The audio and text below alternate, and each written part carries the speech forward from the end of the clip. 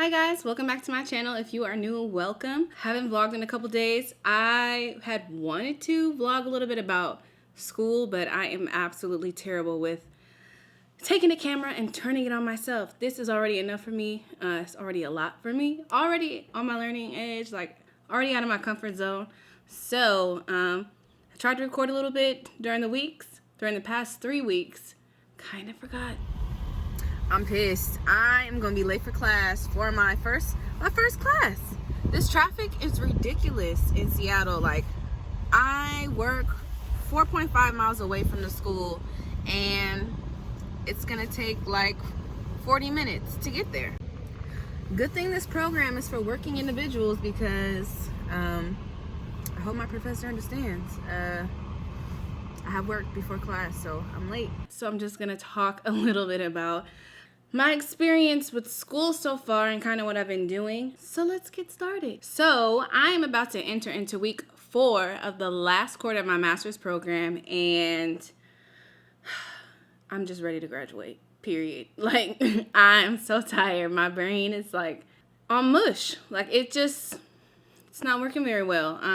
I kind of get this, not anxiety, but procrastination is like very heavy right now. And it sucks because I don't want to not perform to the best of my abilities and capabilities. And I have 2 group projects and I don't want to be that person, especially that person that I don't like or care for in a group, the person that I never want to be in a group with again. And it's funny because in one of my classes, we talked about our good group experiences and our bad group experiences, and I just had a terrible group experience last quarter with a person who was absolutely lazy and volunteered to be the liaison for the group. So definitely don't want to be her, but I'm pushing myself because I know I only have about 6 weeks left and then it's over.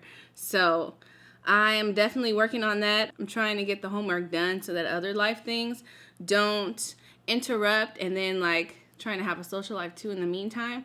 But there's just so much reading required for these classes, and I'm like, I can't do it. Matter of fact, there is a case study about Starbucks that I have to read for one of my classes, and I looked at it after reading a whole bunch of other stuff for this class. I looked at it and it says 71 pages, and the print was microscopic, and I was like, I give up. Like, I can't do it this week. So little by little, because I have the class tomorrow, I will be reading throughout the day to try to get some kind of context around the case study. But as far as everything else goes, it's all good. One of the questions I have for this particular class I have to answer a prompt for is, what kind of brand do I have an emotional connection to? And I've been thinking on that all day because I'm like, I don't think there's anything out there that makes me feel very emotionally connected unless it's connected to somebody that's no longer here. So I was thinking White Diamonds, like Elizabeth Taylor perfume came to mind. And every time I see anything Liz Taylor, I think of my granny. And it makes me miss her a lot because she just was adamant about these fragrances that she loved and getting them. And when I see them, it just reminds me of her. So that's the only emotional connection that I have. But anything else as it pertains to me, I am unsure of. And so I have been stuck all day trying to figure that out. But outside of school, I did go down to LA earlier this month and visit with some of my friends that live down there. And I did not want to leave. I went down to LA. It was a little bit cold, a little chilly. It was like 61 degrees. And then the day that I was leaving, it was so sunny outside and just so beautiful. And then I get up to Seattle and it's snowing. And I'm just like, I didn't just leave this beautiful weather to come here to this. I was a little upset. While I was down there, I did go to a vision board party and I created a vision board. So I don't know if I can get it all in the camera, but this is my vision board. I honestly don't know if I'm supposed to be showing you this because I don't know if it's supposed to be super personal or not, but I'm going to share. So, let's see. I don't know where to start. Maybe I'll just go like this and read from it. So I have a lot of stuff on here. One thing in particular was answering a question, what do you want to manifest in 2020? And so I said mental health, more money, of course, and career happiness. Funny thing is, I just got a raise in my job because of the Cost of Living Act, and also the Cost of Living Act and the fair market value wage of my particular position went up $1.50. And I was like, great.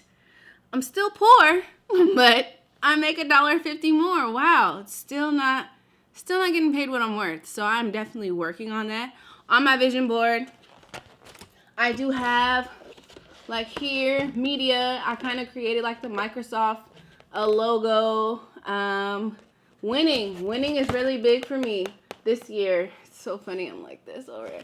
But yes, winning this year. I also mentioned like success defined by me. I feel like oftentimes we get wrapped up in what our peers are doing and what we, envision our life to be like, and we get so caught up in that, and so we feel that we're not successful in a way. But I feel like I've accomplished a lot of things that I wanted in life, and in terms of where the road takes me after grad school, that all will be defined by me. So if I reach any of the goals that I set for myself after this point, that's successful. Like me even finishing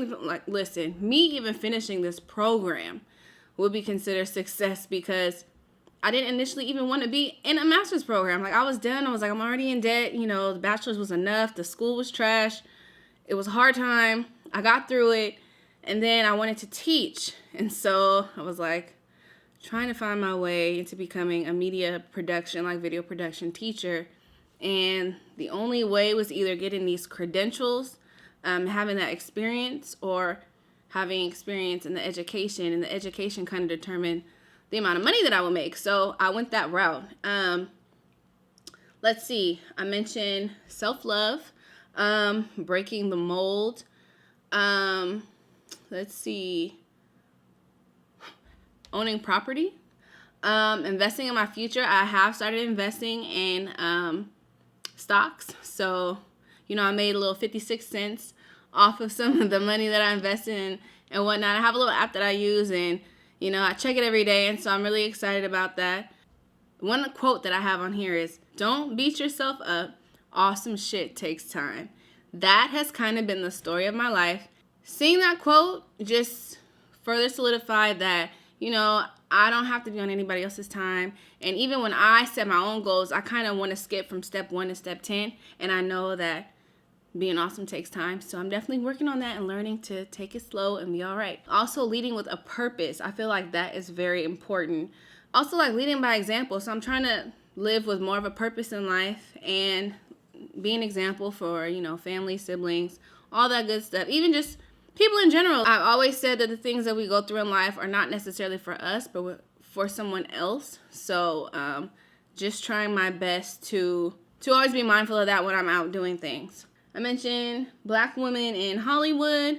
Being in Hollywood used to be a dream of mine. I think now it just represents being in LA, because I really want to get there at some point before I move south. I know the West Coast is so expensive, and I miss being on the East Coast so much. The food is so much better over there. I mean, it doesn't have the beaches like LA, but there's still beaches. There's still stuff to do. You can drive for a couple hours and be in another state, be in like 2 other states. I actually, one time, this was in the South. In a day's time, I was in 3 different states. I was in Georgia, drove to North Carolina to see a friend, then drove to South Carolina to see family, and then the next day drove back to Georgia. Can't do that living out here. It took me 13 hours to drive up from the Bay Area to Washington, and yeah, that's just 2 states. I mean, yes, but I didn't stop and see anybody. So it was 2 states in a day's time, but it wasn't the same. Like, I literally went and hung out, kicked it a little bit, then went and saw family. So you can drive in California for 8 hours, still be in the same state. So it is what it is. I also mentioned Africans are so fly. So I'm going to talk about my findings, but I did the 23andMe and found out that I'm African, and found out where, like, what people I belong to. Do I say it as people? I don't know. But yeah, so I'm going to talk about that at a later time.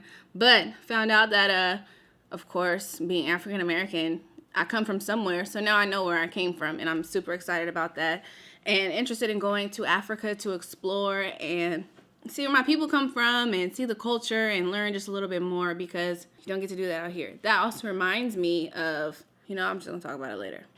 Talk about another episode. Oh, also making the cut and good times. So focusing on creating more moments, living in the moment. Well, first of all, living in the moment and creating more moments to live in.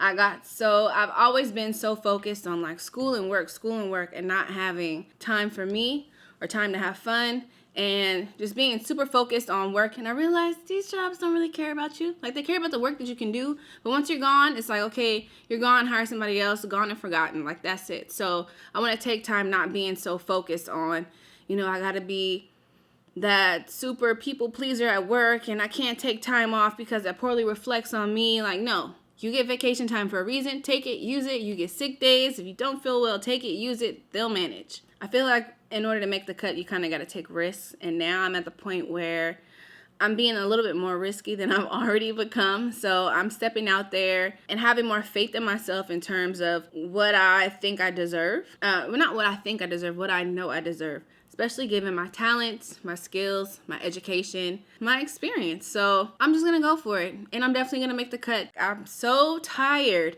of working just to work. And right now, one of my coworkers, she just presses every button that I have. It works my nerves. Like, yes, she's younger than me. And I guess maybe I'm not supposed to know that so that I don't pass judgment on her. But it really shows. Like, we're supposed to be professional. She's not at all. So I'm just going to leave it at that. But she kind of works my nerves a lot. And I try to be nice about things because my mom always says, it's not what you say, it's how you say them. And, I can be kind of like a nice, nasty person. And when I'm really fed up, I don't too much consider other people's feelings. And I could just let you have it. And it sucks because we have to work together. So I don't want to mess up that work relationship. So I'm really internalizing a lot of my feelings and just talking to my friends about how this girl pisses me off. In the meantime, I'm working on trying to find a job that better suits my skill sets, my goals, my experience, and pretty much my wheelhouse. And this job is not it. Like, I'm grateful that I have it because it does help pay the bills for now. But I know that when school is over, it's just not gonna work out. So that's that on that. Any other update? I'm learning not to take things personally. In therapy, I found that, you can't be responsible for other people's actions. At the end of the day, what people do has nothing to do with you. So everyone's looking out for self, essentially. And keeping that in mind has kind of helped me get through a lot of the things that I get that happen on a daily basis. I'm really, really trying to be mindful of how I am, not getting upset, and really like picking my battles. And being aware of my surroundings and also being around the company that you keep. Like, you never know what people are really into. And so you really have to be better at vetting out your friends because you don't want to get caught up in a situation where you're an innocent bystander and, something terrible happens to you.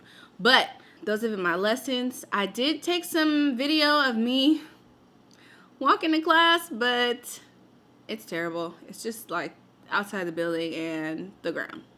So if you have any goals or aspirations that you're working towards manifesting in 2020, or even just tips on not taking things personally and you would like to share, please let me know. Like, I'm very interested in becoming a better person and not getting upset about every single little thing. Or even if you have tips on dealing with coworkers that work your nerves, please share because she's worked my last. All right, well, till next time.